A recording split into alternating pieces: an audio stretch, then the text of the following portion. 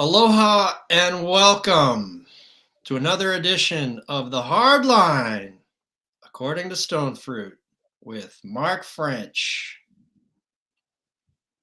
We are on a roll, my friend. We need to discuss what previous geniuses have said about ideology. Sure, absolutely.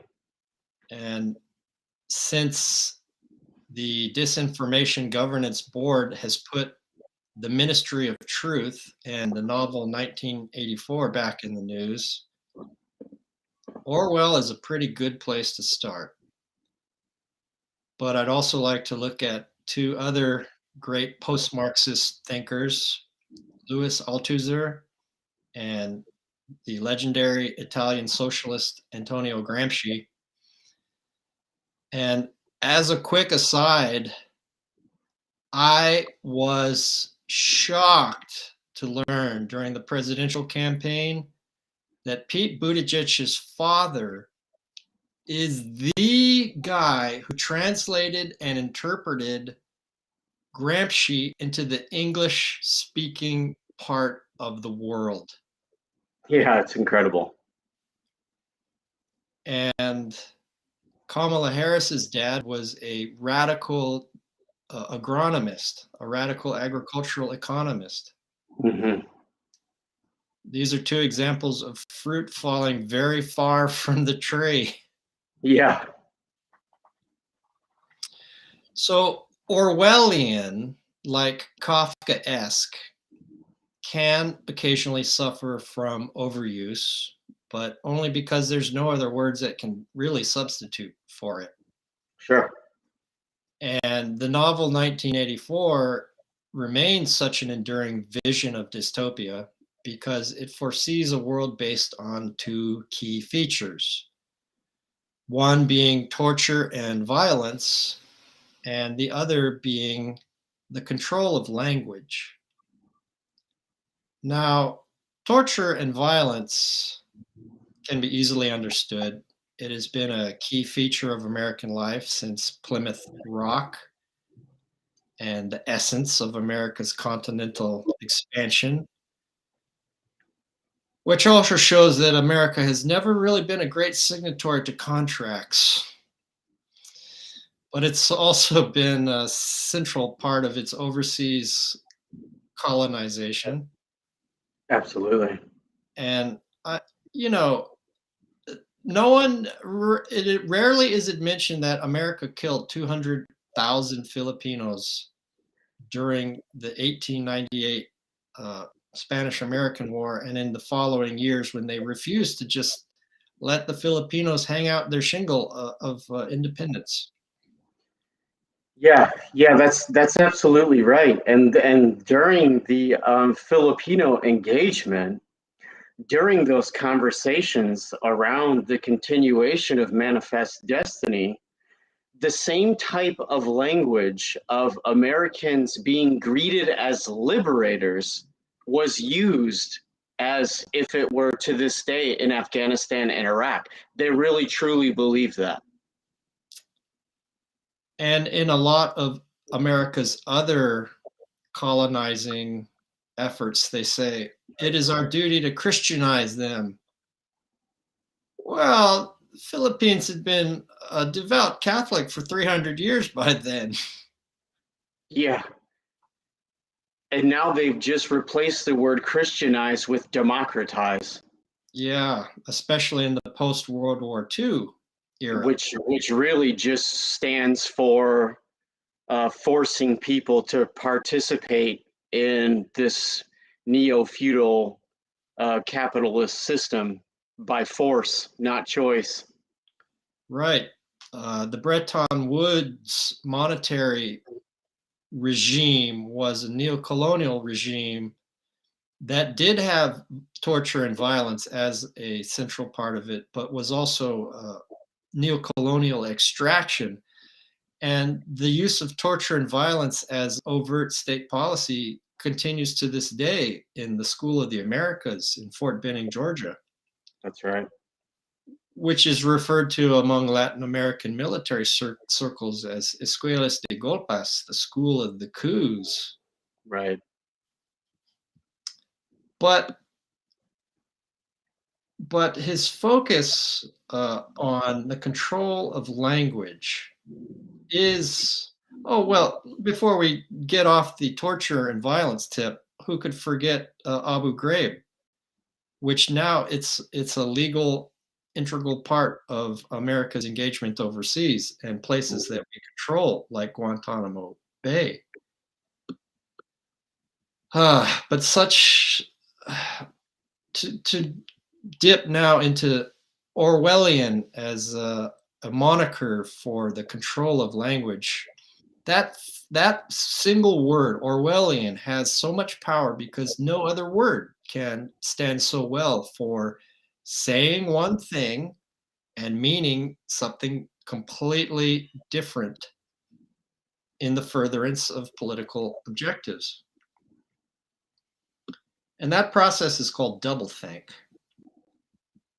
And because it is so central to the disinformation governance regime of the powers that be, and the information environment swirling all around us today, it bears some close examination. So here's a paragraph from 1984 where Orwell lays out the process of doublethink.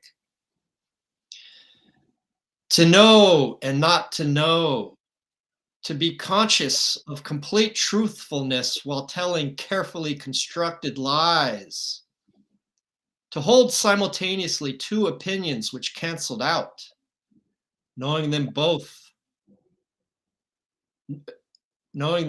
to be contradictory and believing in both of them, to forget whatever it was necessary to forget, and then to draw it back into memory again the moment it was needed, and then promptly to forget it again.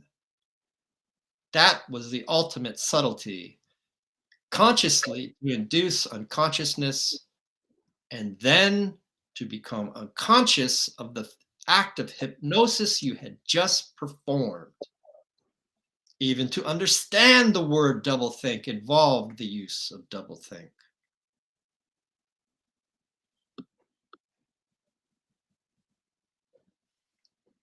That is quite a prescription. And in 1984, it was induced by trauma, by violence. And our major friends of show, Post-Orthodoxy, had Kathy O'Brien on, who was an MK Ultra victim, the trauma-based mind control program of the CIA. And they have examined how the trauma of everyday living in late capitalism in America is itself a significant source of trauma that exerts mind control over all of us. Absolutely. But I think doublethink can also be achieved by people who are attracted to utilizing doublethink, not just those who are traumatized into using doublethink. As we discussed in an earlier episode, that Ivy League schools and their peer elite institutions graduate students by the squadron that see the attractiveness, a path of least resistance to wealth and power and prestige as stars of a tyrannical meritocracy. They are willing to doublethink because they know of the benefits it will give them. Yeah, and to take it one step further, another layer could be when you see the writing on the wall and you think that is your only choice is to participate in the DC and New York bubble and Machiavellian games, or suffer and be one of the plebes, you might just give into it regardless of whether you're stricken with consciousness or not. I hear it often referred to as the coastal elites, Yes. because in addition to DC and New York, Oh, sure. Can't we leave out the California squad. we can't leave out the Bay Area, Yeah, which that's right. is big tech and some major institutions of higher education, Sure. and LA as the dream factory, a Yeah, bastion of American soft power. sure. The And cult, Seattle has Bezos and Gates and yeah, Seattle is another major hub of big tech, and certainly. back on the East Coast, we can't forget Boston, Hmm. major hotbed of higher education. So a That's lot of right. people say the coastal elites, and they don't need to be tortured into serving the system. They Right. know that it will grant them the highest echelons of privilege and power. But I think some of them might believe that they are not just vapid and shallow. They might believe a utilitarian, noble lie, something akin to Jeremy Bentham's fundamental axiom of, quote, the greatest happiness of the greatest number is the measure of right and wrong, end quote. I I sincerely believe, well, I don't know, I can't speak for Obama, but I think at that, let's say at that uh, multi-Olympiad gold medal winning level of neoliberal salesmanship, that he might believe that he is working within a constrained system to, as Bentham said, provide the greatest happiness to the greatest number as the measure of right and wrong. Yeah. And in their minds, earning fat hourly rates that get paid assiduously and hustling big money donations for their foundations and think tanks are just a means to that end. Sure. So let us examine in more detail how parties can impose their will on one another. There is a continuum of violence, actual violence, the threat of violence or incarceration, begrudging consent, indifferent consent, and enthusiastic consent. And to begin to look at this continuum, I would like to call upon Althusser. And he had a very popular, has a popular theoretical construction of the repressive state apparatus and the ideological state apparatus. The repressive state apparatus is the government, the administration, the military, police, judiciary, and prisons. So that's pretty straightforward because it does deal exclusively with violence, but more conceptually complicated is the ideological component. The information war that non-friend of show Nina Jankowicz wrote her book about, how to lose the information war. So these people recreate the ideology as they consume it and as they express it, in the case of Obama at the Stanford, or Nina in her new role as the cheerleader of the information war. And the responsibilities inherent in its reproduction by these high-level operatives makes them and their ilk uniquely blind to the foibles, the lacuna, the suicidal impulses, and now the terminal state of this ideology. By buying into the system, they exclude any alternatives that the system has already foreclosed. To more deeply understand the ideological state apparatus, let's see what its components are. Religion, education, the family, the legal system, the political system, including parties, labor unions. You can tell he's a European. We haven't had labor unions as a powerful fact in America since the 70s. Sure. In communications, in block, he mentioned press, radio, and television. Of course, now we have to add the internet and social media. That's And right. culture, which he included literature, the arts, and sports. So, whereas the repressive state apparatus deals with violence, the ideological state apparatus functions by ideology. Another one we might want to look at is Gramsci and his hugely influential notion of hegemony.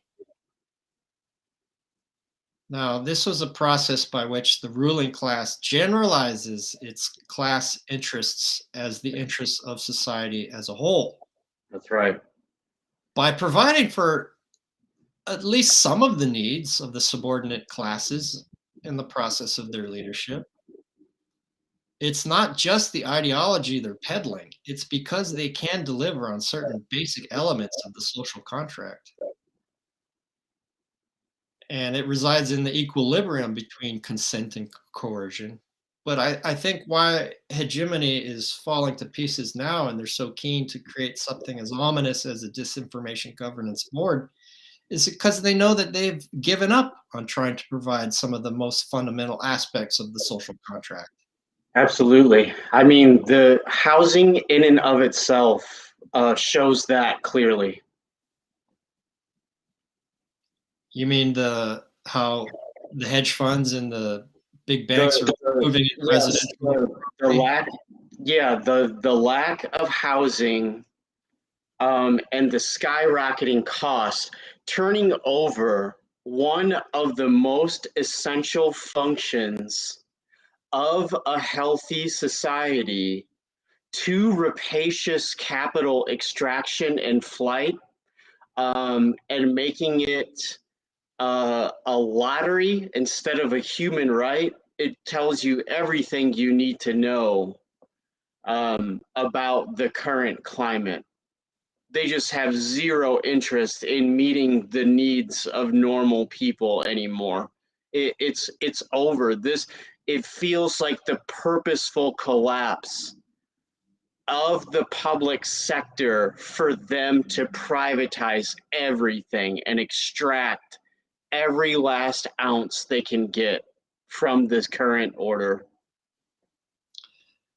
I used to like to say that the Democrat wing of the oligarchy represented a controlled demolition Sure. of the working class and the middle class, and that the Republican wing of the oligarchy represented focused fire on the middle class and the working class. But I'm not so sure that there's much of a distinction anymore, even in the pace that they are trying to destroy the people of this once great republic. Yeah. And no discussion of 1984 is complete without at least a fleeting reference to Huxley's other dystopian classic, Brave New World. That's right. And in many ways, I think his description is closer to what we are experiencing today,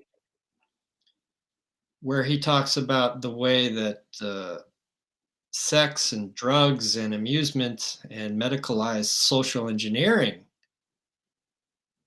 can play such key roles in creating the dystopia that he envisaged in 1936. That's right.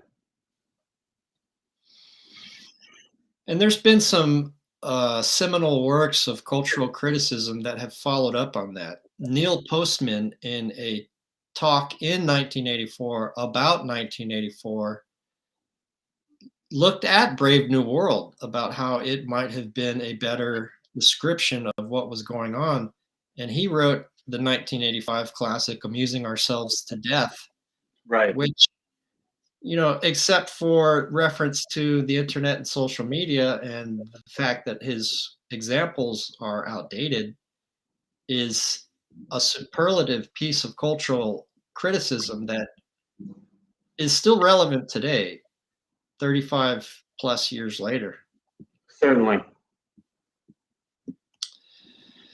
So if I were to say whether the general population in America is giving a begrudging, indifferent, or enthusiastic consent to the social, cultural, and material conditions of their life, I would say it is indifferent at best. And the rich we have always had with us, but it seems to be getting worse. The late 19th century had the robber barons. The post-World War II era had Mill's power elite. And now we have Occupy's 1% and Davos man. So as the Bible said, the poor you shall always have with you, the rich we shall always have with us, but they're in a uniquely powerful position right now to decimate the remaining aspects of even a pretense to a social contract within what is a purported democracy. That's right. And we have to thank the populists and the anarchists and the socialists and the communists and the social movements and the labor unions that gave us some respite from the robber barons and the political pressure necessary to enact the New Deal. Electoral politics is not the answer, I think. No. I think we need only to look back to the New Deal to see that it was the people that never took formal power that created the social necessity for Roosevelt to give us the New Deal. Yeah, and to set even further context, I mean, look at what is happening in the UK dealing with Thatcher's legacy. So they took on the same exact financialization, hyper-globalization model. And their living standards have been declining as long, even faster than here in the United States. And social movements ended Jim Crow when we got the Civil Rights Act. And they recast the New Deal as the Great Society. But the entire counter-revolution against the New Deal itself and the Great Society itself and the Civil Rights Act was a concerted attempt by the business class to destroy the gains of those two great moments of American legislation. Yeah. And that began with the 1971 Powell memo. That's right. Where, my God, he laid out a blueprint of what business should do. Yeah. Yeah. And anyone that wants a more detailed elaboration of the Powell memo can, of course, go to stonefruit.substack.com, but they could also buy my book, A Policy History of Standards-Based Education in America, where I lay out how the right and big business worked together in active partnership to destroy the New Deal and to destroy the Great Society, acting on this extremely succinct and clear blueprint. And they did it. 50 years later, here we are. Yeah. So the genius of neoliberalism since Reagan has been to steadily withdraw from the life of the people all of the good and necessary things that usually cultivate a stronger than indifferent consent from the governed. And although the blue team was tardy in catching up, by the late 80s and early 90s with the Democratic Leadership Council, they did.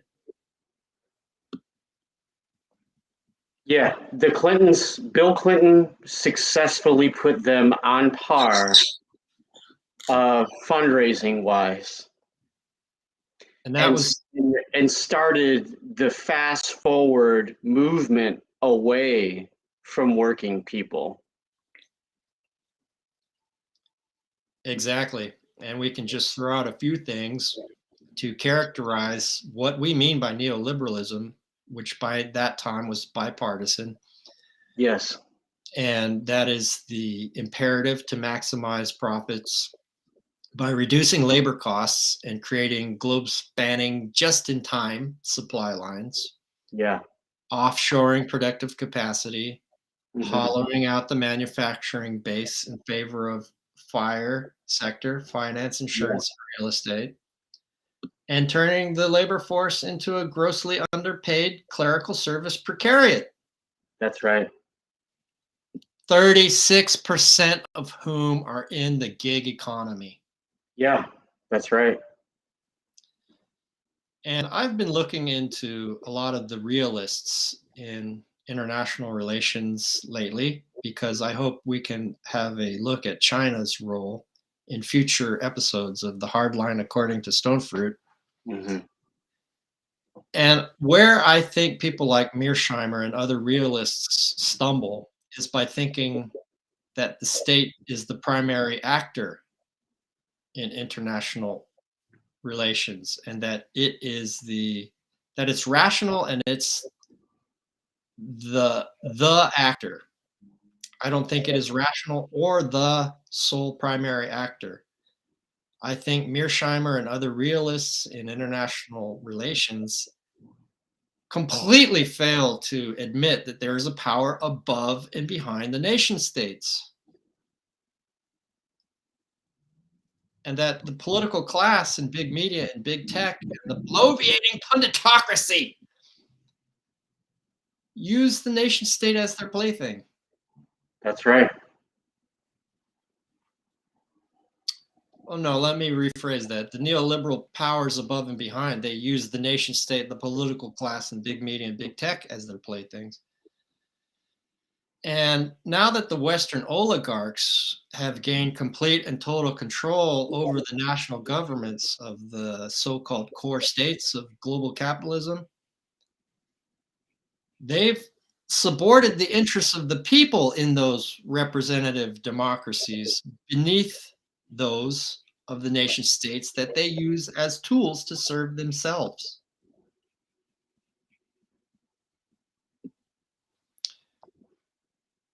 Neoliberal international finance capital is a supranational corporate kleptocracy that privatizes the benefits, socializes the costs, encloses the commons, gives spondylux aplenty. I love that word. That's a real word. Spondylux. It's an SAT word for money. Hmm.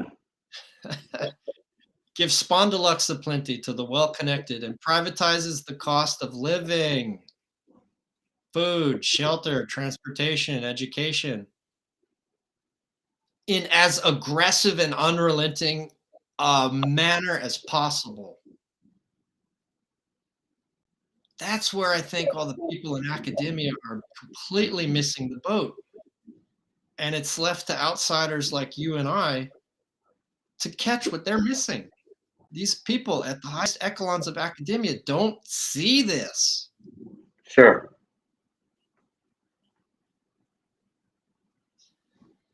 The average American could probably intuit or list dozens of things that need to change drastically and right away if we're Yeah. to avoid ruin. Right. I mean, everyone's got a list. I've got mine. Sure. And it would be to overturn Citizens United, the Supreme Court case that allowed unlimited amounts of money into the political process. Hmm. It would be to eliminate the high cost of elections by having publicly financed elections. Yeah. It would be ranked choice voting and other electoral reforms to break the duopoly's stranglehold on power Sure. and give other parties a chance to win some races. I made my first political donation to the People's Party, and now I'm seeing even they are having their issues, their birthing pains. Primo Radical has had some guests on, another YouTuber that looked at some of the shenanigans that went on when they appointed Howie Hawkins as the Green candidate behind the scenes. So even some of these non-oligarchy parties have their own institutional problems. Sure. So how are we going to get more parties to operate, Mark? Yeah, it's a great question.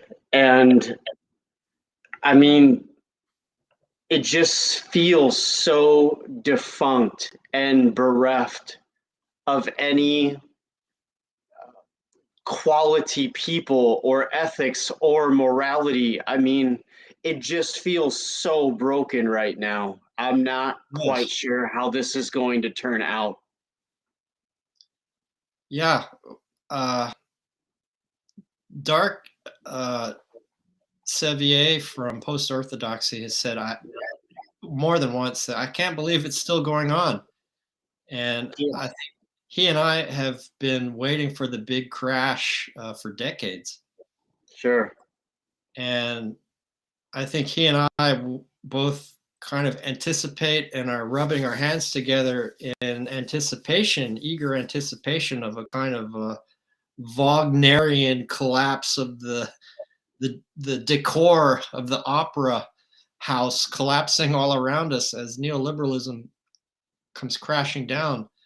But it's not crashing down like that, and perhaps it never will. It just seems to be such a small cascading uh, series of smaller shocks and smaller repressions. I just don't know how bad it has to get for normal people to start participating in these policy discussions in a meaningful way. I really do not understand what most people talk about in their free time. It seems like things, and maybe it is just the trauma of day to day living for most people in this country. Maybe that's all it is. But I'm of mind, especially with inflation around 10% real, things are going to get so bad here pretty soon for normal people. They're not going to have much of a choice but to start paying attention to some of this stuff. I wonder when it's going to happen and what it's going to take.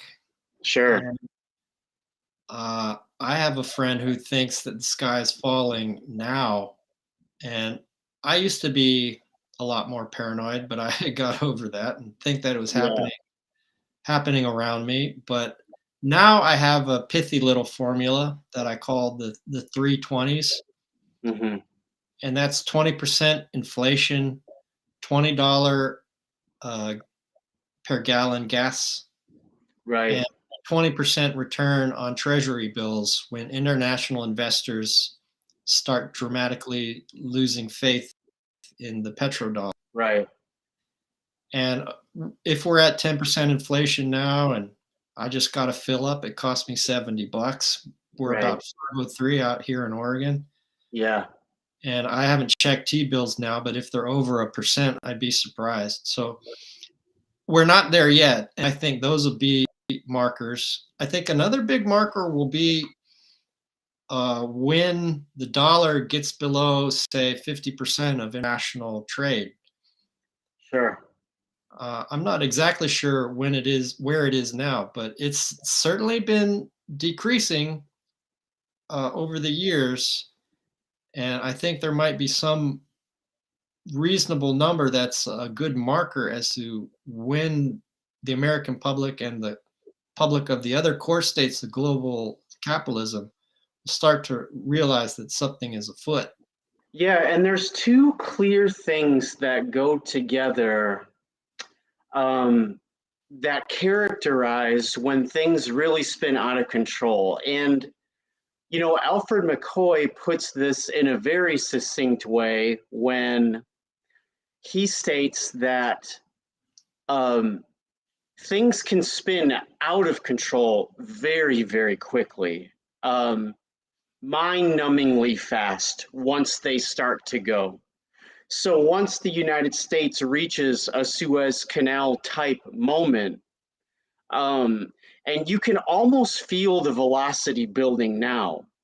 And then right before a major reset or collapse of some sort is when the state starts acting most courageous and confident and belligerent.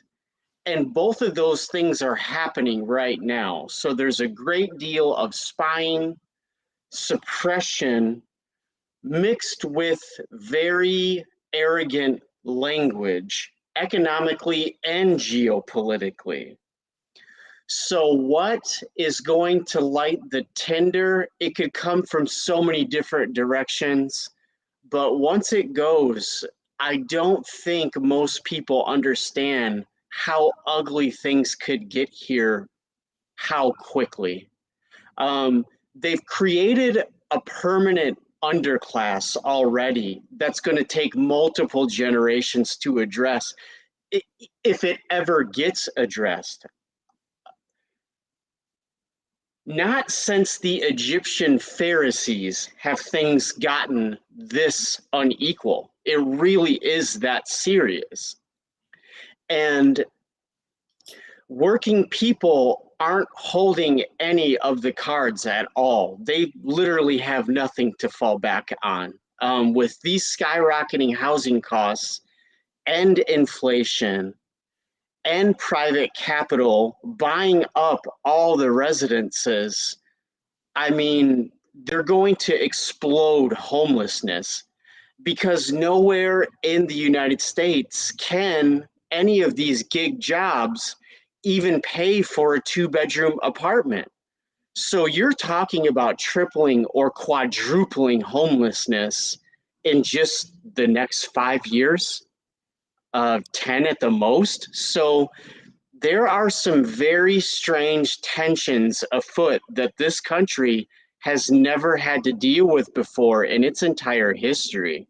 That's the only thing that staved off revolution the last time, is we dispossessed the people that were already here, and the government had free land to literally give away to keep the lid on things. And that can't happen now. They're going the opposite direction.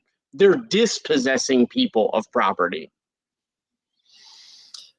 There was always some other profit center to exploit that That's always right. saved the bacon of the political order. That's For right. example, in UK, when feudalism was getting too tight, then they had the enclosure moment that made the former commons an exploitable commodity. And my concern is that from then in UK, that was in the 1600s-ish, to now, I think it is exactly the housing market is the last profit center neoliberal finance capital has in America. So it could be enormously fast. And you mentioned that no one can afford housing. I heard something today that there is not a single city in America where the median income can enable one to afford a 2-bedroom apartment. And let us look at the fall of the Berlin Wall and the Iron Curtain. What did that start as? I think it was a border crossing from Hungary to Germany. I might have the geography off a little, but it was a single border crossing was available from the Warsaw Pact countries to the west. And that, in a matter of 3 or 4 weeks, that spun out into the Berlin Wall coming down. That's right. And that wasn't electoral politics. That wasn't even social movements. That was a system that was just so ready to collapse under the rot of its own making. Yeah. And to round out my list of things that I think need to change before we have any possibility of America straightening up and flying right, it's obviously lobbying, because a congressperson makes $160,000 a year.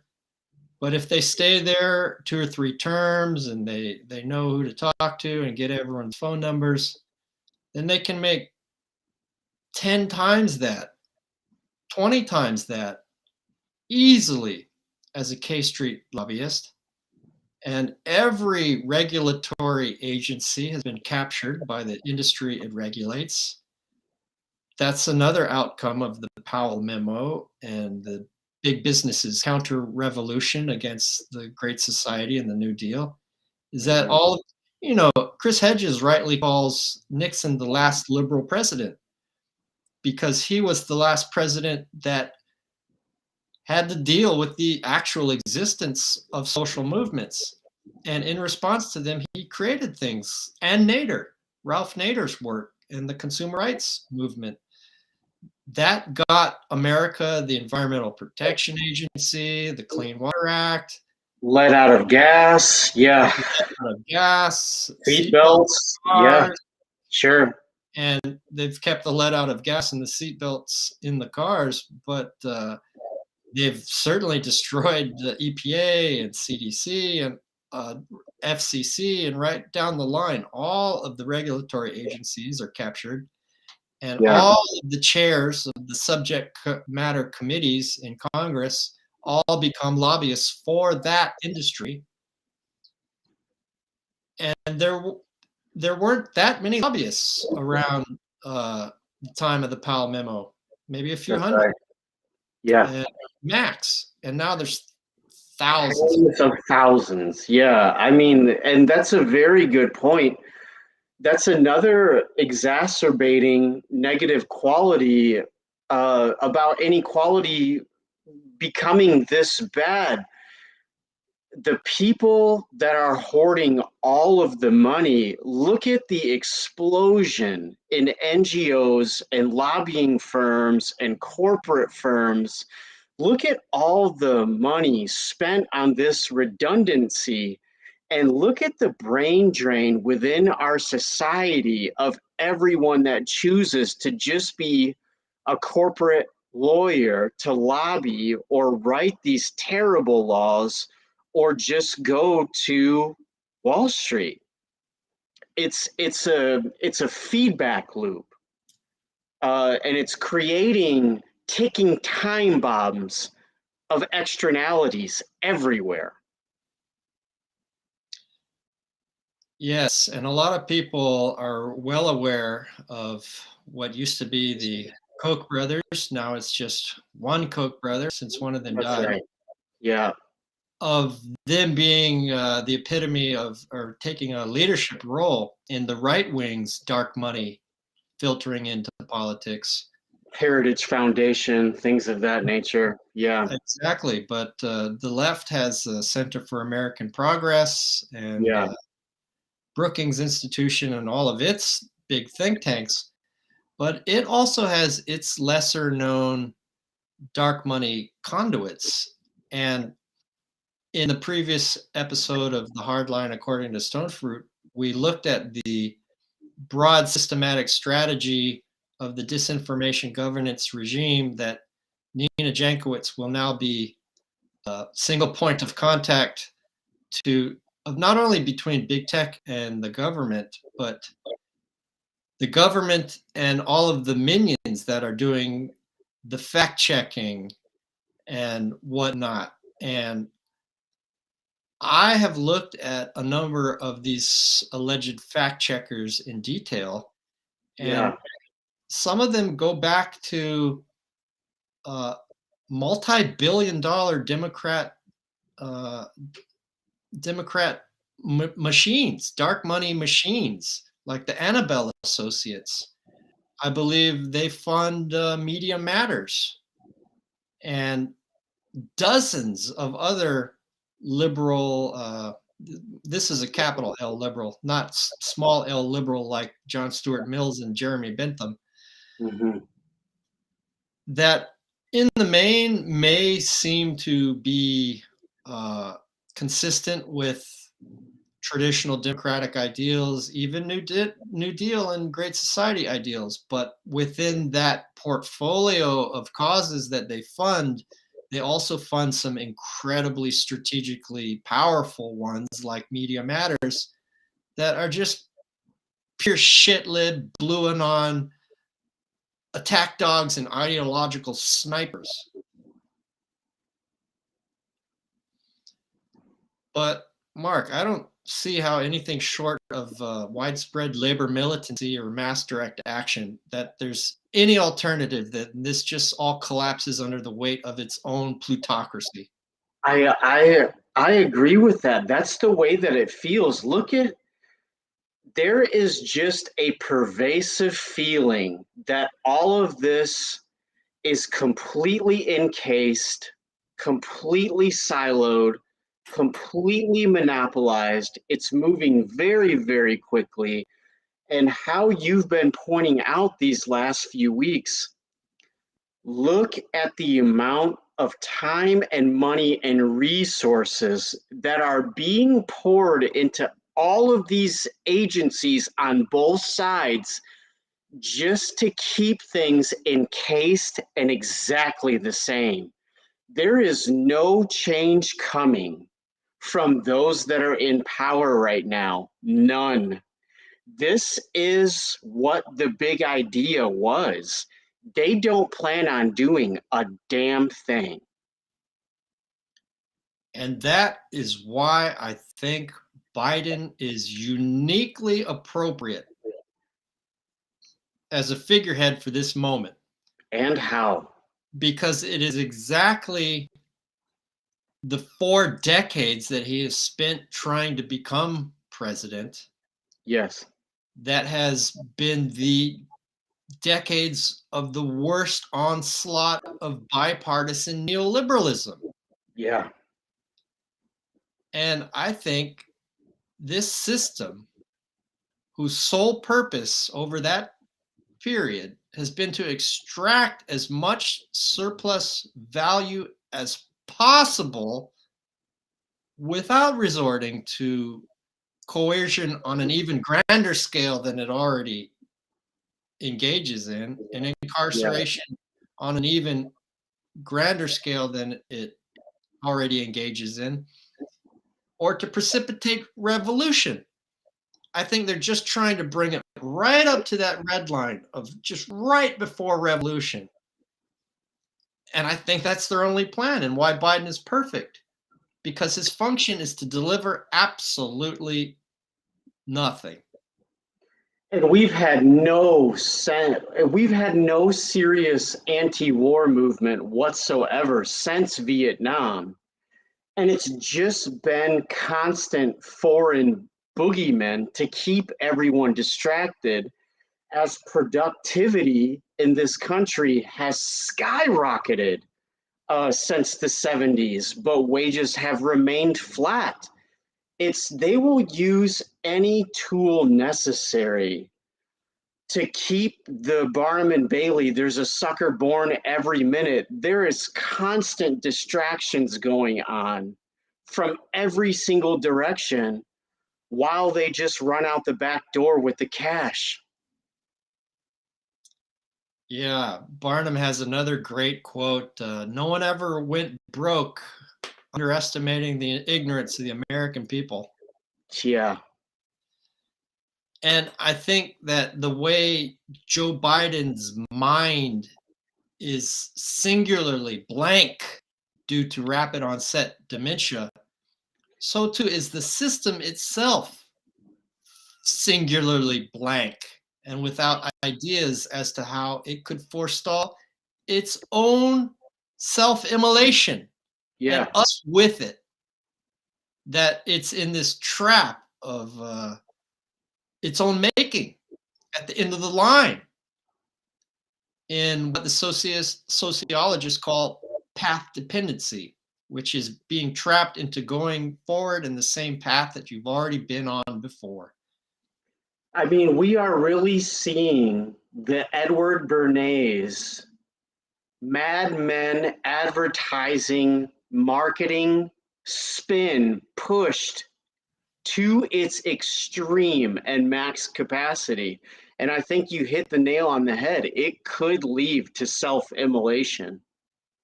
But they have no other tricks. That is the deal. The United States has been a country of wildcatting snake oil salesmen for a very long time to uphold a plutocracy, but there's nothing left for them to steal.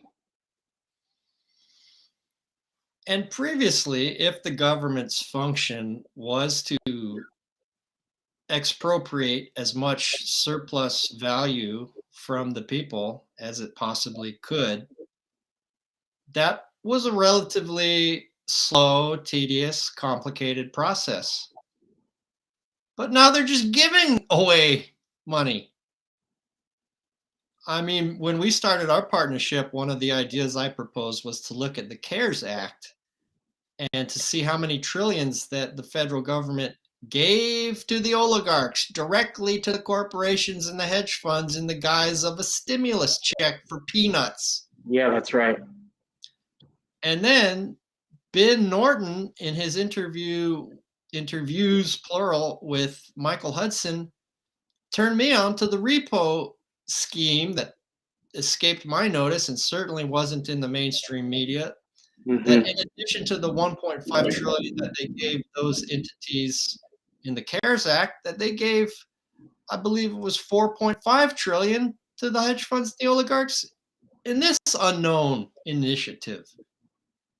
So they're not even trying to suck it out of us from taxes. They're just giving it to the rich. Putting it directly on their balance sheets. I don't know what all this hoarding is for. I'm surprised the stock market's doing so bad because all this money has to go somewhere, and equities is certainly one of the traditional avenues it's gone into. We are in a very unique situation. So that's Biden's role, to my mind, is to serve as a mediating buffer between the oligarchs and the citizenry. He told everyone the truth during his campaign. Nothing will fundamentally change. Nothing. And it can't change in a citizenry that is too, as Neil Postman said in his 1985 classic, too amused to death, too ill-educated, too exhausted by struggling to make ends meet, too atomized by social media and big media to even begin to imagine a better world. That's right. So how incomparably atrocious Biden is as a person or a politician, or how instrumentally responsible he is for all of the legislation that has kept us all incarcerated or in debt peonage, it doesn't seem to matter to anyone.